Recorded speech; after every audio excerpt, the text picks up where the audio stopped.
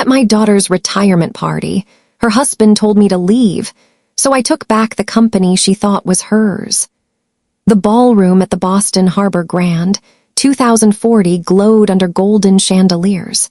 White tablecloths, crystal glasses, and a banner stretched across the stage, celebrating Clara Hayes, the next generation CEO. Investors, politicians, and family friends raised their glasses. At the head table, I sat quietly, a leaner Hayes, 72 years old, hair pinned in a silver bun, my grandmother's pearl necklace resting against my throat. For years, I thought this moment would be my proudest. But instead of pride, humiliation found me. Leaning close, my son-in-law Victor, in a tailored navy suit with a glass of champagne in hand, lowered his voice just enough for the entire table to hear. "Alina, you're not the center of this family anymore. Clara doesn't need her mother stealing the spotlight. Why don't you step away from the head table before you embarrass her?" The whispers spread like wildfire. A few guests hid smirks, others pulled out their phones. My daughter, my only child, Clara, kept her eyes on her wine glass. She didn't defend me. She didn't say a word. I rose slowly, my hands trembling only slightly. My voice, however, was steady. "Oh, I'll leave, but before I do, I want everyone here to meet a very special guest." The ballroom fell silent. From the far doors, a man stepped forward. Light spilled across his face, and Victor froze. The smug smile he had worn all evening slid clean off his face. His champagne glass nearly shattered in his grip.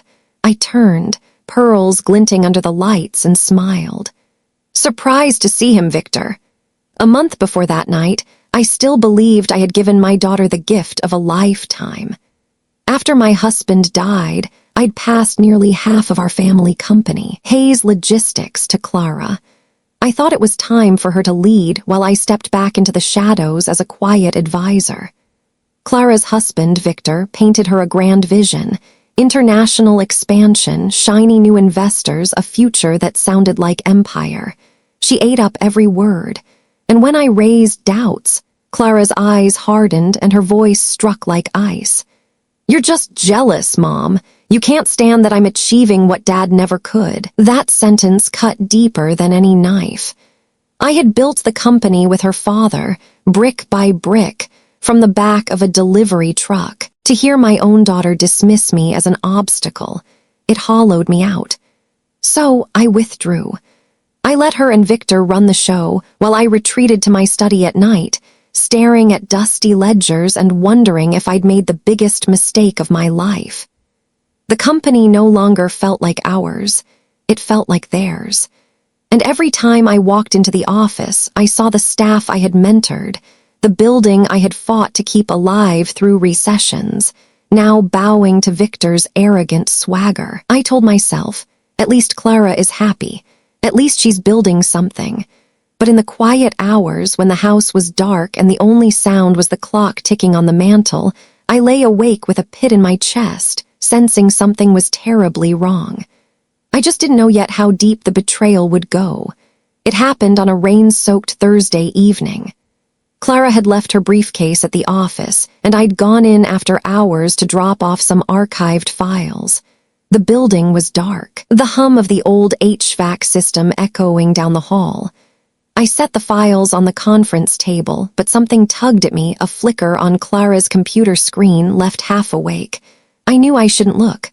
A mother respects boundaries, but instinct made me move closer. Her inbox was open, and right there in the middle of a thread marked "Confidential Investors," my heart nearly stopped. Attached was a contract, a loan agreement mortgaging every warehouse, every truck, every asset we had built. The signature at the bottom, Victor's bold scrawl, the co-signer, Clara. But worse than the signatures were the notes embedded in the email chain. Lines of text that made my blood run cold. "After the retirement gala, we liquidate, sell off the assets, cash out the shares. The old woman has no leverage left. V." I clicked another file, a hidden folder Clara probably thought I'd never find.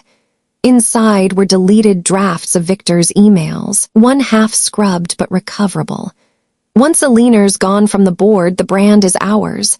She's nothing but a name on a plaque. I stood there frozen, the glow of the monitor painting my face ghost white. My own daughter had signed away the legacy her father and I bled for. And Victor, he wasn't building a future. He was stripping the company for parts. That night I drove home through sheets of rain, windshield wipers screaming. I sat in my driveway long after the engine shut off, staring at the pearls around my neck. I thought they represented continuity. Now they felt like a noose. But grief only lasted a few hours. By morning, something colder settled in, something stronger. If Victor thought I was just an old woman clinging to memories, he was about to learn how dangerous memory can be. I didn't confront Clara. Not yet. I knew my daughter too well. If I came charging in with accusations, she'd only dig deeper into Victor's shadow. No, I needed something Clara couldn't explain away, something Victor couldn't wriggle out of. So I went back to the beginning. In the attic of my house sat a steel lockbox, untouched since my husband's funeral. Inside were papers brittle with age. The original charter of Hayes Logistics, 1980. My husband and I had written it with trembling hands, back when the company was just a rusty truck and a dream. And there, in black and white, was the clause I remembered. Should ownership be leveraged in fraudulent or unlawful dealings, all shares revert to the founding partner still living. My chest tightened. It wasn't just a memory. It was a weapon. The next morning, I called an old friend, attorney Samuel Park, a man who'd once helped us fight off a predatory competitor in the 90s. His voice hadn't changed. Steady, gruff, the kind that made you believe laws still meant something. We met in a quiet corner booth at O'Malley's Diner. I slid the charter across the table. His eyes scanned the page and then he gave a low whistle. Alina, this is ironclad. If Victor mortgaged assets illegally, you don't just have leverage, you have the company. For the first time in weeks, I exhaled without pain. But I wasn't done. I needed more than documents. I needed a face, someone who knew Victor's history, someone who could strip away the mask he wore in public. That's when I remembered Michael Grant, a man Victor had bankrupted years ago in a phony tech startup. Last I'd heard, he was living quietly outside Providence repairing boats for cash. I tracked him down. When he opened his shabby front door and saw me, his jaw clenched. If you're here about Victor, lady, you're already too late. He ruins everything he touches. I placed the contract copies on his kitchen table. He read them in silence, then looked up at me, eyes burning with something I recognized, the hunger for justice. What are you asking? I smiled, but it wasn't soft. I'm asking if you'd like to be my guest of honor at a retirement party. Michael leaned back, let out a bitter laugh, and then nodded once. The trap was set, and for the first time since Clara called me jealous, I felt alive. The week before the retirement gala, I put my pearls on, poured myself a cup of black coffee, and made a series of phone calls that would have made a Wall Street raider proud. First, the hotel. Mrs. Hayes, the coordinator chirped.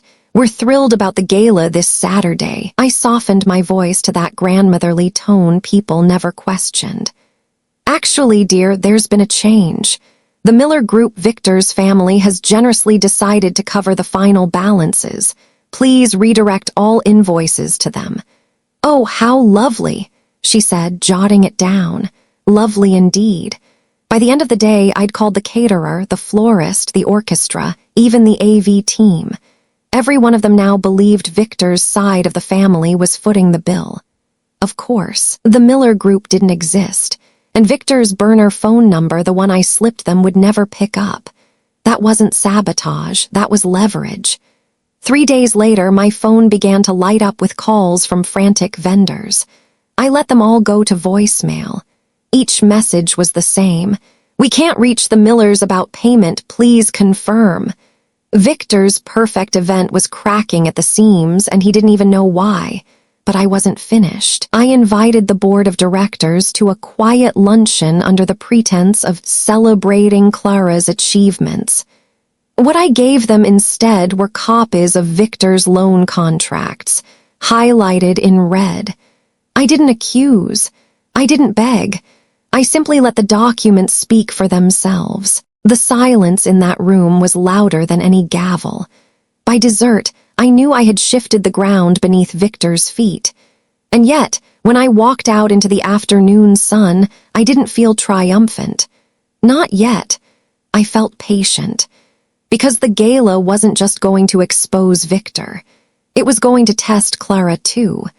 My daughter still had one last chance to open her eyes before I forced them open in front of 300 people. The cracks started showing 2 nights before the gala.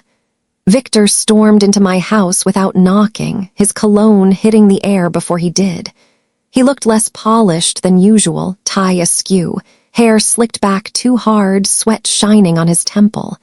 He didn't bother sitting. "What the hell are you doing, Alina? The vendors keep calling me about payments I never agreed to. The board's suddenly asking for clarifications. Don't play games with me." I stirred my tea calmly, the spoon clinking against porcelain. "Games, I wouldn't dream of it."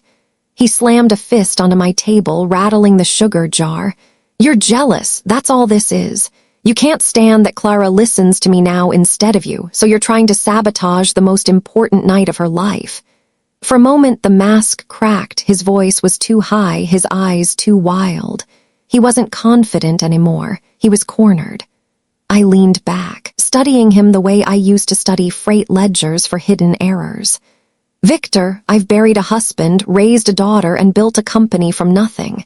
Do you really think a man with a silk tie and a slippery smile is enough to scare me?" His jaw clenched.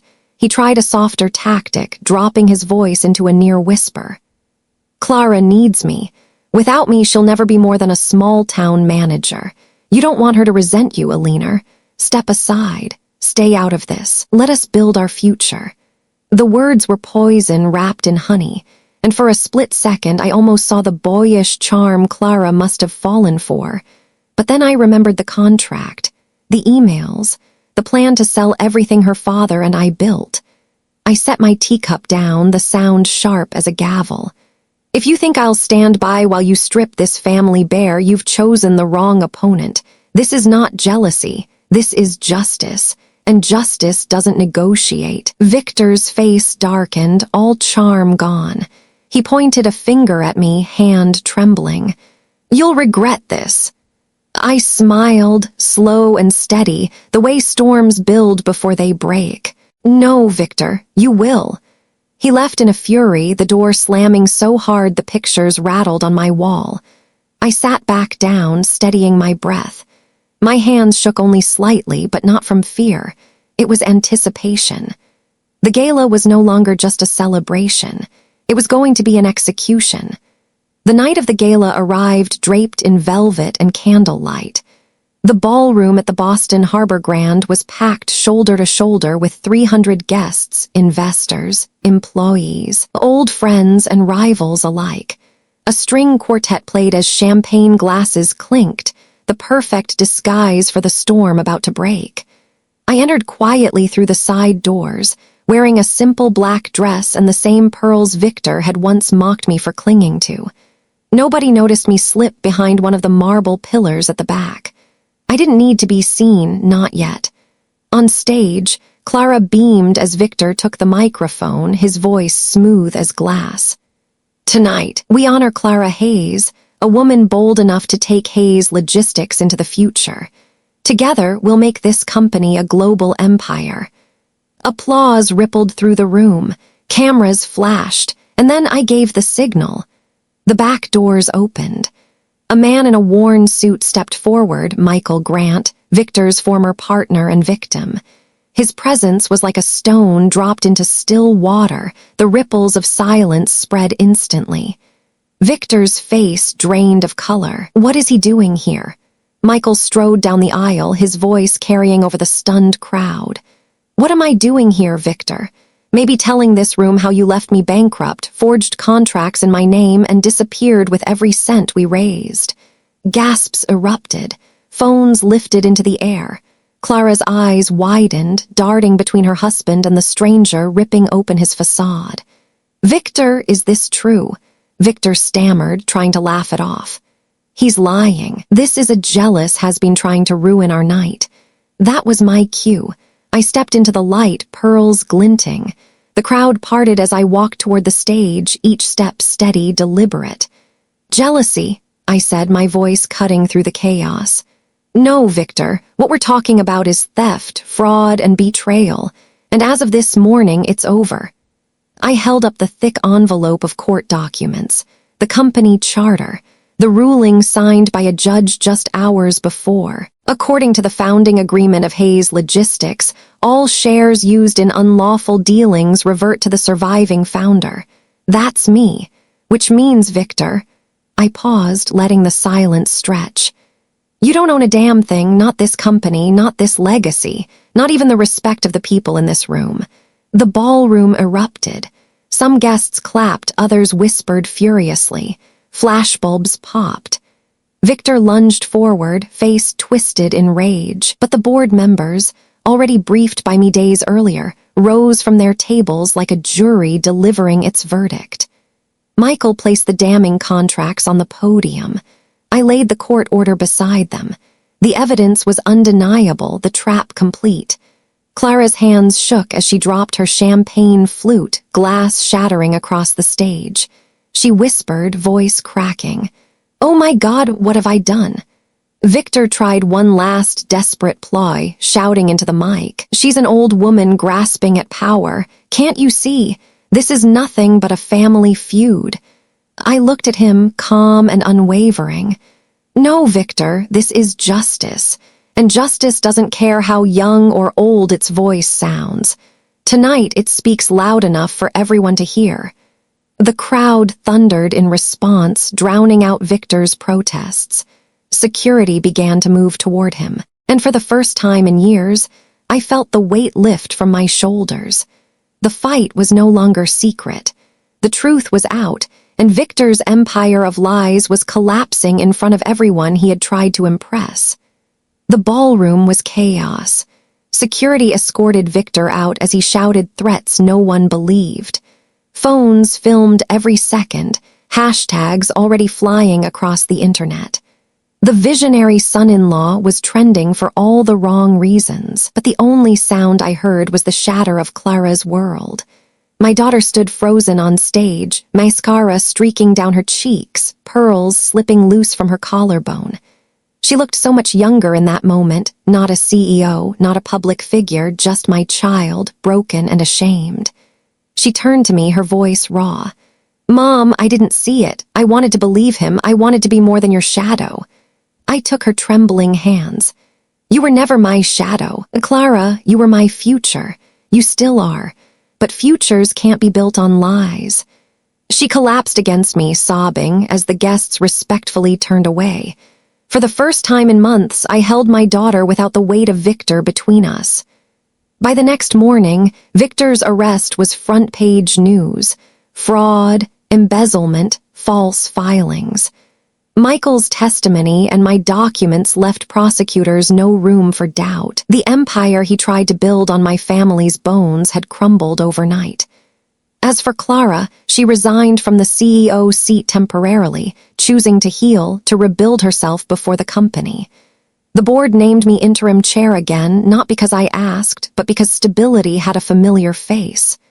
And me, I didn't feel triumphant. Not exactly. Victory in real life isn't champagne and fireworks. It's quieter. It's signing papers in a lawyer's office, returning home to an empty house, and realizing you can finally breathe. 1 week later, I sat on the porch with a cup of tea, the evening sun spilling across the old Hayes Logistics sign I had salvaged from our first warehouse. Clara joined me, her eyes clearer now. She whispered, "You saved me, Mom, even when I pushed you away." I smiled, brushing a strand of hair from her face. "That's what mothers do.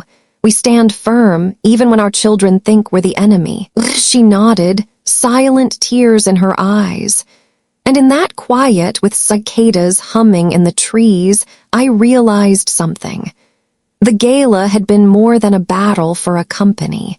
It had been a battle for my family's soul, and we had won it back.